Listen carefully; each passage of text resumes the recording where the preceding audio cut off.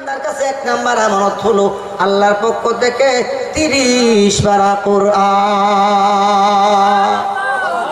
ইন্না আরাদনাল আমানাতা আলাস সামাওয়াতি ওয়াল আরদি ওয়াল জিবাল فأبينا أن يحملنها وأشفقن منها وحملها الإنسان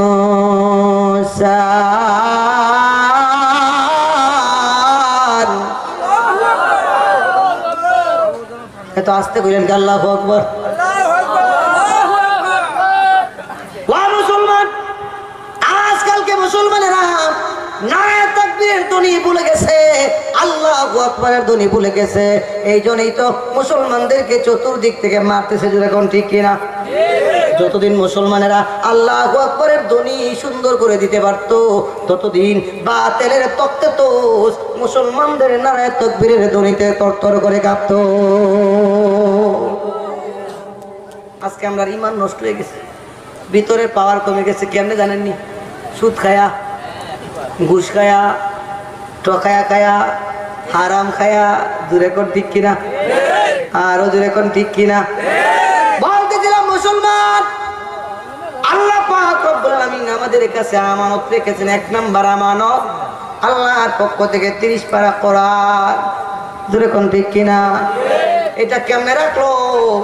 আল্লাহ কোরআনের মধ্যে বলতেছেন, এই আমার কোরআন আমি আসমানের কাছে নাজিল করতে চেয়েছিলাম, আসমান নিতে রাজি হয় নাই।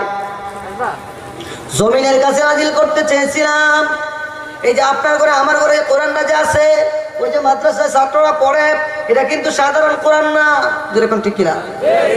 মুসলমান আসমানের কাছে আল্লাহ নাজিল করতে চেয়েছিলেন, আসমান নিতে রাজি হয় নাই। জমিনের কাছে নাজিল করতে চেয়েছিলেন, জমিন নিতে রাজি হয় নাই। ও মুসলমান, অবশেষে একজন মানুষ এবার বহন করলেন। তিনি কে? আমাদের নবী মুহাম্মদ রাসূলুল্লাহ সাল্লাল্লাহু আলাইহি সাল্লাম। যেরকম ঠিক কিনা? নবীর সাথে আমাদের সম্পর্ক কি? তিনি আমাদের নবী, আমরা তার উম্মত। যেরকম ঠিক কিনা?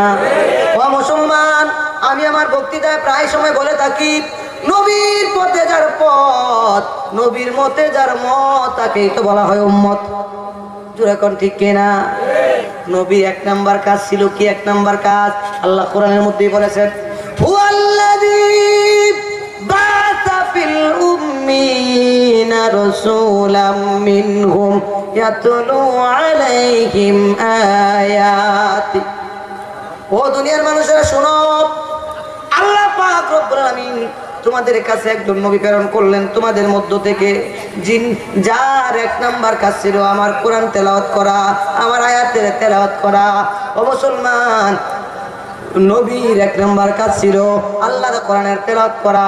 আজকালকে উম্মতের এক নাম্বার কাজ কি? তেলাওয়াত করে নাকি? তেলাওয়াত করে নাকি আজকালকে মানুষেরা? আপনাদের ইন্ডিয়ার খবর জানি না, আমাদের বাংলাদেশের কথা বলতেছি। আমাদের দাদিরা নানিরা আমরা যখন ছোট ছিলাম, আমাদের দাদাদের কণ্ঠে তেলাওয়াতের আওয়াজ শোনা যেত সকাল বেলায়। আমাদের দাদিরা নানিরা ঘুম থেকে জাগ্রত হইতো, শীতের দিন হইলে ঠান্ডা পানি গরম করতো, নিজে অজু করতো, দাদাকে ডাক দিয়ে অজু করায় মসজিদে পাঠায় দিত। দাদা বুঝেন তো?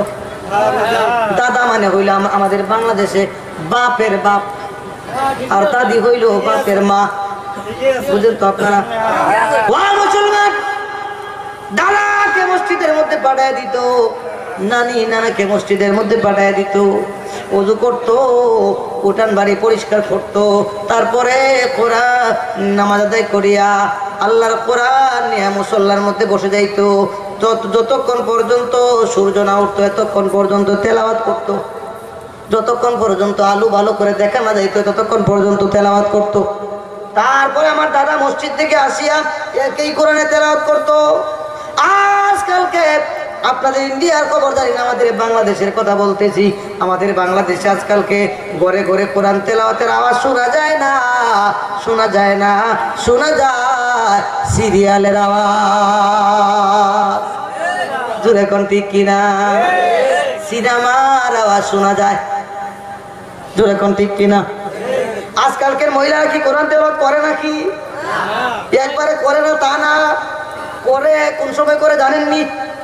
রমজান মাস আসছে, আমাদের এই বাংলাদেশের মহিলারা রেলিং থেকে কোরআন শরীফ নামায়া 1 মাস পর্যন্ত গোসল মোসল তেলাওয়াত করে।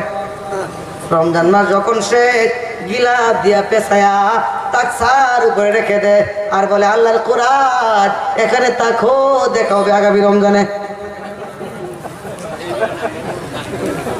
তোর এখন ঠিক কিনা? আপনাদের এখানে এটা নাকি মহিলারা কোরআন তেলাওয়াত করে নাকি প্রতিদিন? ও মুসলমান, মহিলারা প্রতিদিন কোরআন তেলাওয়াত করে না, কিন্তু সিরিয়াল গুলা ঠিকই দেখে। তোর এখন ঠিক কিনা? স্টার জলসা, স্টার প্লাস, জি বাংলা, জলসা মুভিজ, জি গোল্ড, জি স্টার। তোর এখন সুবহানাল্লাহ, নাউজুবিল্লাহ করমিয়া, সুবহানাল্লাহ। মুসলমান কোন হুজুর আপনি কেমনি এগুলো শিখলেন? আমার মসজিদের পাশে একটা পানের দোকান আছে, ওইখানে পান খাইতে যাই, ছেলের নামটি দেখে দেখে রাখি, কারণ মানুষের সামনে তো কোয়া লাগবো। কি কর মুসলমান, আপনাদের ইন্ডিয়ার কথা বলতেছি, আমাদের বাংলাদেশের মহিলারা ওই সিরিয়াল গুলা দেখে দেখে বেয়াদব হয়ে গেছে।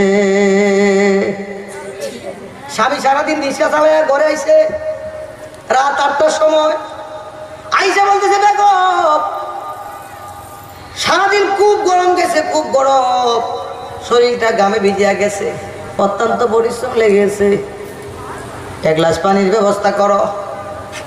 বউ কয় ওই দেখো সুকেসের উপর 1 গ্লাস আছে, ঘরের দরজায় টিউবওয়েল আছে, সাপ দিয়া তুমি 1 গ্লাস খাও, আমার 1 গ্লাস দাও, টিভির মধ্যে সিরিয়াল চলতেছে, আমি এখন যাইতে পারবো না। দূর এখন ঠিক কিনা? এমন মহিলা আপনাদের এখানে আছে নাকি? রাখলে আল্লাহ বাঁচায় রাখো।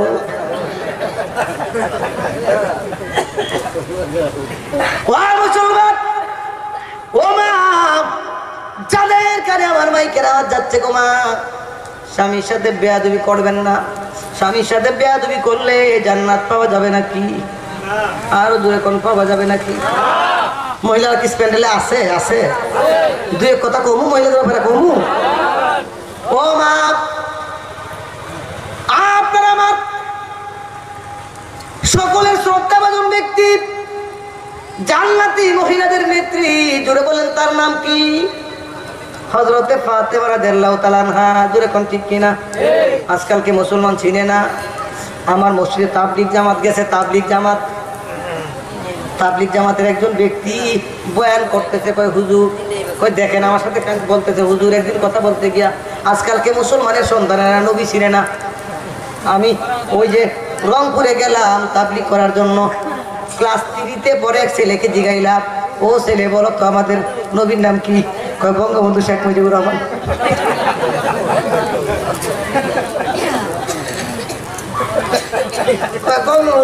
শেখ মুজিবুর রহমান চিন্তা করছে, নবী নেই কি আর উম্মতটাই কি? মুসলমান,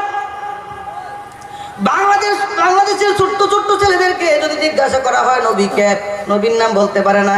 যদি কয় একজনের একটা নায়কের নাম কয়, হুজুর কার নাম কইতাম, কোন জনের নাম কইতাম, তাদের কই দেন, কয়টা কইতাম, একদমে 10টা কয়। একটা সাহাবীর নাম কইতে পারে না। কেন পারে না? কেন পারে না? কারণ মা বাবায় শিক্ষা দেয় নাই। জোরে কোন ঠিক কিনা?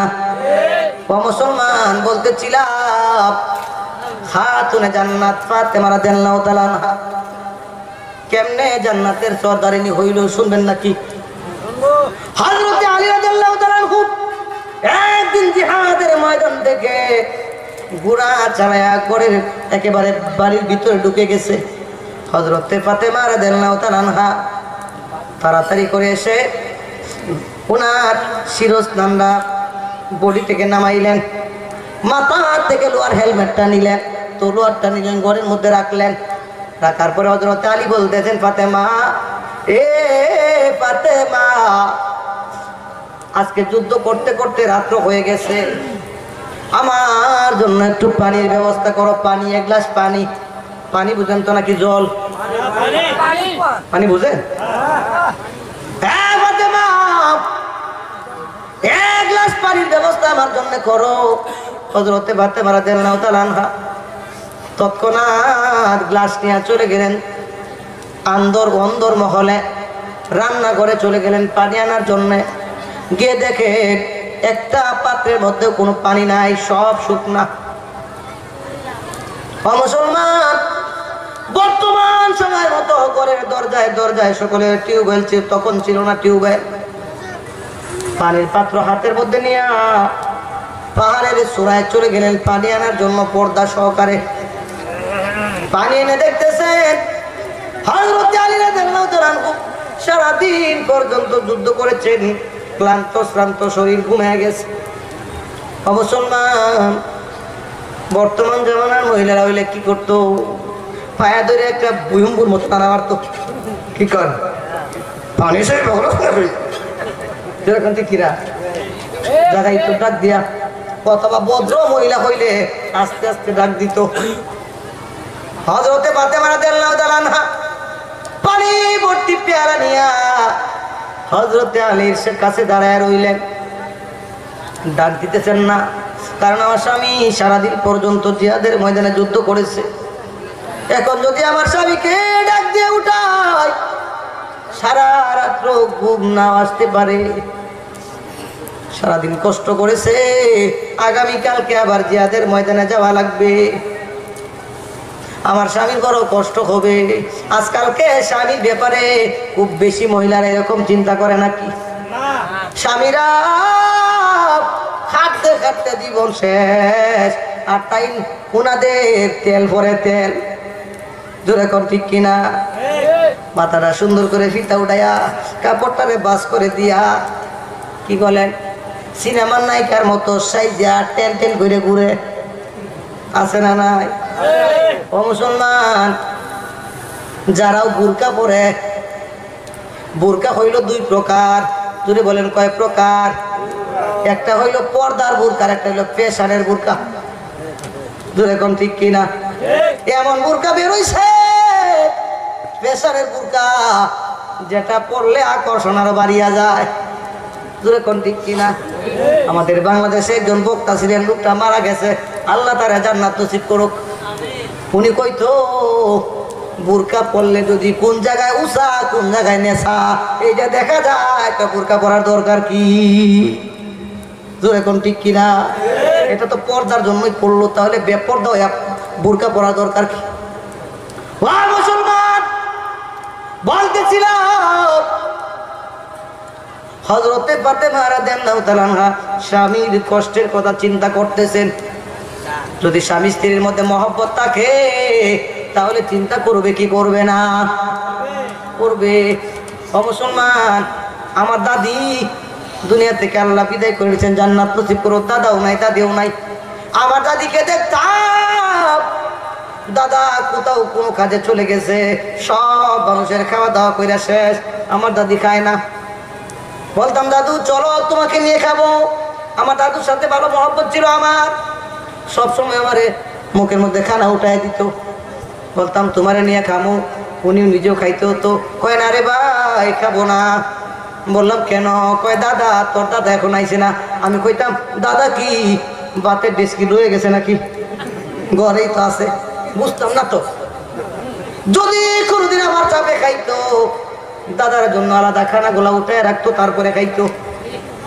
ছিল কি ছিল না আপনাদের ইন্ডিয়াতে? এখন এরকম হয় নাকি? স্বামী সারাদিন পরিশ্রম করতে করতে মাথার গাম, মুখের গাম, পায়ের গাম একসাথে হইতেছে, আর উনি দিব্যি আরামে রান্না করতেছে আর খাইতেছে। যেরকম ঠিক কিনা? এরকম ডাকাত মার্কা মহিলা বাংলাদেশে আছে না নাই? এগুলোর আমি কই ডাকাত। মুসলমান, মহিলারা মনে মনে মনে মনে গাইলেই আছে, কইটা কি বলো বিয়াল্লো, আপনার কাম শেষ না গো মা, আপনার বিরুদ্ধে বলতেছি গো মা, আপনার বিরুদ্ধে বলতেছি না গো মা। স্বামী স্ত্রীর মধ্যে মহব্বত থাকার দরকার আছে না নাই? হাদিস শরীফের মধ্যে আসছে, আল্লাহ রাসূল বলেন, কোন স্ত্রী মারা যাওয়ার পরে স্বামী যদি চোখের পানি ফেলে ফেলে আল্লাহর দরবারে দোয়া করে, আল্লাহ আমার স্ত্রীটা বড় ভালো মানুষ ছিল, ভাত চাওয়ার আগে ভাত পাইতাম, ওজুর সময় আসলে গরম পানি কইরা দিত। যেমন আমার স্ত্রী দেখ, ফজরের সময় যদি বাসায় থাকি, সে আগে তাড়াতাড়ি করে ঘুম থেকে উঠে পানি গরম করে গ্যাসের মধ্যে দিয়ে পানি গরম করে।